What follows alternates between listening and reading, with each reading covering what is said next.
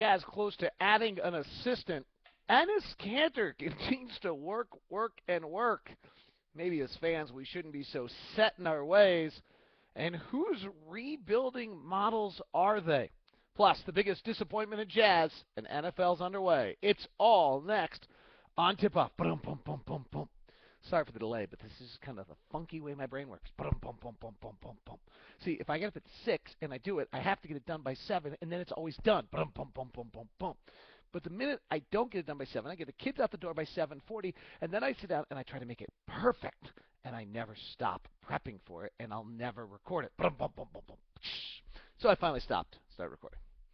I find it I love how brains work and how I do everything so much based on this deadline, like whether it's game day or game days. I should show. Maybe I'll show you guys sometime. I have this sheet like this has to be done by this time, and this has to be done by this time.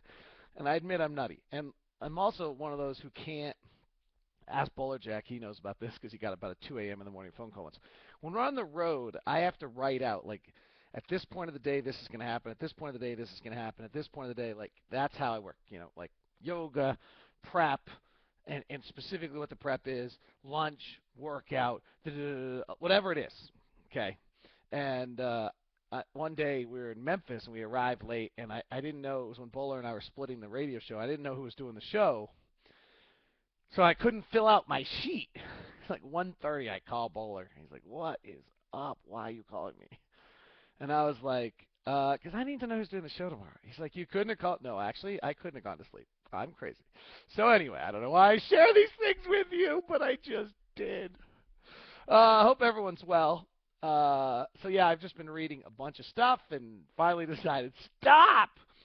If I just tweeted this out, if you get a chance today, Grantland Network has a new YouTube channel, and they have a hockumentary. I guess there's some guy who puts these together, and they did one on Royce White, the Rockets draft pick um, out of Iowa State, and he has anxiety disorder, and it's 8 minutes long, and it's fabulous, fabulous, fabulous, fabulous, fabulous. So please grab that. There's an interesting piece going on at SB Nation. Speaking of that, SLC Dunk, who just does really good work. I mean, I try. I don't view myself in competition with these guys. I think if you're a Jazz fan, you're dying for information. You grab my stuff, you grab BTS's stuff, you grab Jody's stuff, you grab SLC Dunk stuff, you grab Spencer's stuff at SL. And if there's other places, let me know. One of my favorites. I love the guys over, and they did a recent thing on favors. It was great. The guys at jazzfanatical.wordpress.com. Jazzfanatical.wordpress.com. They do creative stuff. They have a video they put up on 2 days ago of favors working out. It's pretty awesome. That is also they get 5 plugs here. Jazzfanatical.wordpress.com. Anyway, they all you guys do great. Well, SLC Dunk just dropped a new podcast, so there I'll give him a plug. Andy Larson's working on it. I know him well. He's a really bright kid. And so hopefully he's probably not even a kid anymore. When I knew him, he was a kid. I'm just getting old. So hopefully that'll work well, and you guys will like that as well. I have not listened to it yet, but I just want to congratulate them on working. They do. I love it. Like, I'm a Jazz fan too, so I read as much stuff. By the way, this reads Indianapolis Colts. I know it says Seattle Seahawks, but this reads Indianapolis Colts. I have not bought my Colts stuff yet. I'm sure this is the same thing on Jazz stuff, and somehow it doesn't bother me because it's my team and I work for them and I buy all the stuff for my kids and I get a 10% discount at fans. Boy, it's expensive. Like, I want my Andrew Luck jersey so badly, kind of as a joke, but I really like just a T-shirt that says Luck. They're like $35 for a T-shirt. I am not spending that. So I'm gonna make my own for Sunday against the Bears. Andrew, Andrew, Andrew. All right. I'm a little goofy today. So anyway, SB Nation has been doing a cool thing on the biggest disappointment in like every franchise. And I thought 2 things summed it up. SB Nation chose Morris Ullman as the guy. And one, I think that's recent history. 2, that's like the 25th pick of the first round of the draft. Those guys never make it. So the fact that like Morris Ullman didn't make the league, that's like Morris Ullman is the prototype of what the league is in that regard. That is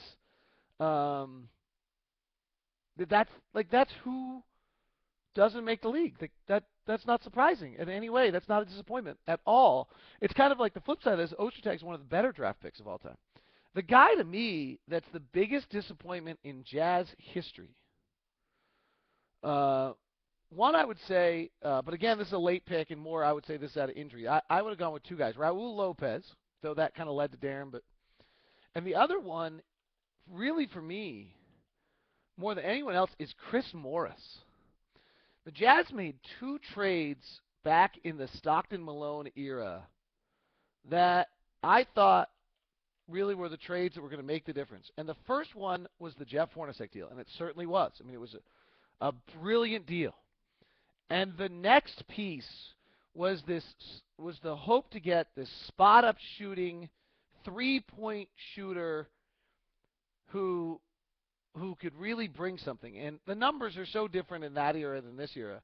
But the year prior, at 29 years old, Chris Morris in New Jersey hit 106 threes. That had to be one of the highest amounts of anyone in the league that year. He was taking like 5 a game. He was a great spot-up three. He was kind of the first of the spot-up threes, averaging 13 points a game in New Jersey. And I remember we acquired him, and I thought, this is the answer. Like, this is the piece. I think we signed him as an unrestricted free agent in 95, and I don't know why, but for some reason I remember it being late. Like, it wasn't like an early, maybe the set was done differently, but I remember it being kind of like in October, right as training camp started. I thought it was. I just thought this guy, Chris Morris, was going to be the answer. If I go back 95, so I'm on either Kissin or K-Fan by then. I mean, I'm hosting. He was the number 4 pick of the draft. You just thought he was going to be awesome, and it never happened. I mean, it really never clicked in here. Whether it was because it was just too much, or I don't know what it was, but it never clicked in. The Jazz did well, but you always wanted something more out of him. His postseason numbers in the 3 years is we had our 95, 96, 96, 97, 97, 98 runs. He shot like 40% in the postseason, like 30% from three, and he averaged like 5 points a game. He just was such a. That to me is the ultimate disappointment for the Jazz. He just was disinterested, and he never engaged, and we were great too, right? Those are the finals teams, and Brian Russell ends up playing 2,500 minutes, and Chris Morris plays 977, and Shannon Anderson ends up playing more than him. I mean, it never worked. He was soft. To the conversation yesterday with McHale, he wasn't going to fight. He wasn't a guy who was going to fight. And so to me, that's the biggest disappointment. I hope you guys. I don't never know what happens. I do this podcast. You guys think about it. You talk. I hope on SLC Dunk or Salt Lake Hoops or Jazz Fanatical or that there's some discussion. Or one of you guys will hopefully start it for me. I want to hear what your thoughts are. McHale defined kind of, I thought, 3 types of NBA players. There's the guy that, hey, I'm getting my stuff. Don't bother. Don't ask me to work hard. And I think Verson's that guy. I don't think we have that guy. Then McHale talked about the guy who's gonna really work hard, and then it gets tough, and he wilts a little bit. And then there's the third guy that takes it works hard, it gets tough, it gets disappointing, and he breaks through to that side. And we generally have a team mostly of those third, but I'd be curious what your perception is of who is who, and it's so hard because I'm not sure that I have that. Like what I think, actually, I'll be cruel to one. Like what I think happened to Raja is Raja, as he got older, went from being that third guy, or maybe he was that second guy, and we thought he was the and when I say third guy, I mean the top tier is the guy who fights and then gets through the other side, and then the next angle is the guy who fights, and then when it gets hard, he kind of wilts a little bit, and the third guy is the guy who's like, hey, this is too cool, man, I'll just use my talent. And I think we thought Raj was the third guy. Maybe he was really the second guy by the time he got to Phoenix, and then when it went south, he kind of dropped. And that was disappointing. Like CJ is hard because I think CJ always thought he was working hard, but I'm not sure he knows what working hard is. Earl is definitely like the top guy. Earl's going to fight through everything. Jamal Tinsley probably wasn't his whole career, but he might be now. I don't know. So it's interesting. I hope you guys have some discussion on that amongst yourselves, because it's I think it's interesting, and that's why I'm telling you about it. A few other things. Jazz coach coming up. I've mentioned three names. I've not talked to. I've texted with Ty recently, and I texted with Sydney recently, and I texted with Jeff recently. But actually, that item has not been a part of the conversation. So I'm not really trying to play reporter boy and break it. I mentioned three names. One was Eric Musselman, who just signed at Arizona State because Ty worked with his dad, and I know he's close to that family. Randy Livingston, Idaho Stampede head coach. He's worked with our organization because we were affiliated with that. He played for the Jazz, and he worked with Ty in Atlanta. He's a young guy. And I think the organization, everyone's saying we need a big man coach, we need a big man coach. I'm not sure who those guys are. I think Jack Sickman's out there. He's very good. There's a few of them out there. I'm not sure that I totally believe that. I will say I generally don't always believe some of the. I don't know. I don't buy that entirely. It's cute. It makes sense. It lines up, and for that reason, everyone believes it. But then when I dig into is that really true? And I believe Patrick Ewing, who couldn't be a bit of big man coach with Dwight Howard, hasn't progressed one step, right? All these guys go to work with Olajuwon. I'm not sure I remember any of them actually being better the next year. I'm not sure I totally buy that. Somewhat on you. A coach can definitely help. So we'll see. And I thought what I think this organization needs is really a prep guy, a film breakdown guy, not a grunt. That sounds awful, but Jefferson Sweeney does a great job with our film analysis, but that's mostly on our own guys and things like that. This is the guy who really is exquisitely good at preparing the other team, and Sidney does a nice job of that. But he's been a head coach, and that's probably lower on his list of things he likes to do. Scott did a nice job of it, but he's gone, and Jeff is learning how to do that. I think Jeff has a lot of strengths. And I bet you if we asked Jeff if he listed his strengths as a head coach, that would be probably on the or as an assistant coach, that would be on the lower end of what his strengths as a coach are. So that's why I think a guy like Livingston or maybe Brad Jones is the other name who I mentioned, who is the Austin Toros head coach, won the D-League championship, was the Utah Flash head coach, has worked with the Jazz a tremendous amount, knows the organization, really makes perfect sense. Both Livingston and Jones do, and for all we know, it'll be somebody else. But those are the names that I could think of. I have not talked to Lindsay. I have not talked to O'Connor about it. So I'm not trying to tell you who it is. I just think that those are interesting names that are being bantied about on my end. Kanter's interesting. SLC Dunk, gosh, they're getting a lot of mentions here, did a weird thing, and we've talked about this before on Kanter. He's working with Kiki Vandeweghe now. They did a whole weird thing on pre-draft stuff back to what your agility are. Is the one thing that Jazz people talked to me about last year was that Kanter's left to right and was really poor, and he was not strong at all laterally. That he had some other strength, but lateral strength was a real weakness. And I'm sure that's why we're seeing him do all this Pilates and this other stuff. But it's interesting that on some of those results, his lateral quickness numbers are not bad. So he's relatively quick. He just was weak, is what I'm assuming, and those can be mutually exclusive. So I don't know whether or not he's going to fix that, but I thought that was worth. I was reading this article. It had a list of everybody's pre-draft stuff. I hope you guys saw my Favors Howard one of those a while back that they're like the exact same. Dwight Howard and Derek Favors. But it was eye-opening to see what Kanter's agility numbers were because they were really quite good. And then I went back to some conversations I had during the season, which was just about how that was not a strength of his physically. And we shall see how that plays. Kanter's interesting. I have no idea what to expect from him. And I don't even know when. Like, if he has a great preseason, does that really tell us anything?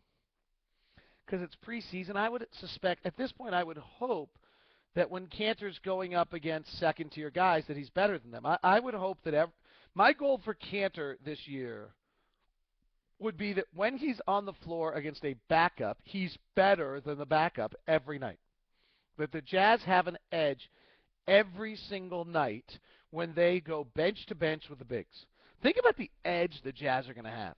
Okay, Favors is better than most guys he's going to go up against. Jefferson's better than most guys he's going to go against. No, hey, Dwight Howard and some others not. Millsap, if he's coming off the bench, is better than every single third big.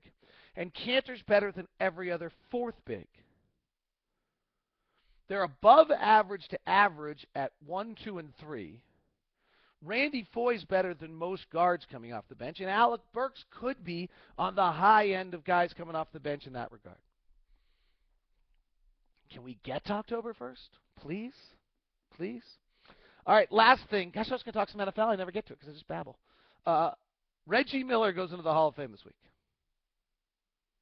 Reggie Miller is a cautionary tale to all of us that are diehard fans who so passionately believe in our team, and we know what's better for our team. If they don't do it, we're... Universally, Pacer fans wanted Steve Alford. Universally, Pacer fans were about to go pure mutiny on the Pacers for Steve Alford.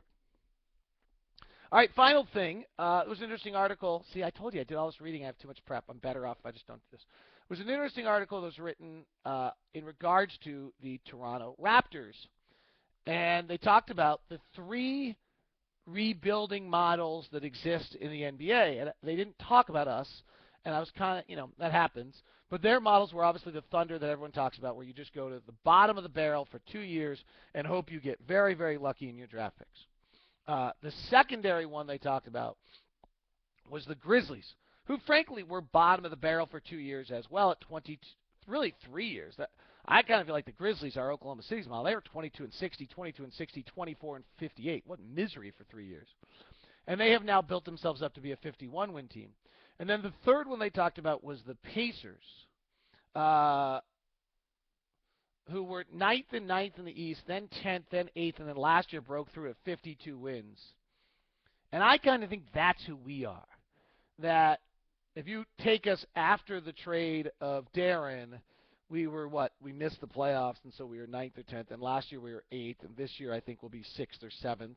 And then, or maybe we'll be 8th again. I mean, maybe we'll stymie for a year, and then, boom, we will do what the Pacers did last year. They finished 3rd in the East, and I'd say the Pacers are the 2nd best team in the East this year, really far off of who the Heat are. But I think that's the model that we follow. I think we're on the same track as the Pacers. What to me is interesting about the Raptors in this reference is they got nothing for Chris Bosh. Our key here is the fact that we were able to do this and get something for Darren Williams. The Pacers just drafted really well. They drafted Danny Granger and got him at a low pick, drafted Roy Hibbert, drafted Paul George. They really just picked up pieces that have made them better and better. Now they're kind of fiddling around, but they have probably the same problem we have. The Pacers are relatively starless, and I don't know if you ever win without that star. You just kind of do what they've done. That is an all basketball podcast on the day after the opening of the NFL season. All right, quick thoughts on the NFL. 20 minutes, wow. 1, the first half of that game proved that preseason's worth nothing because they sucked. And you just don't even need to watch preseason. And nobody's actually ready either. Number 2, Tony Romo. I wonder this year, I'm calling it now, this year is either going to be vindication for Matt Ryan or Tony Romo. I don't know which. Both of them are killed for their 0-3 playoffs. Both of them have been criticized when I don't think it's their fault. And Matt Ryan or Tony Romo is being vindicated this year. That's it. See ya.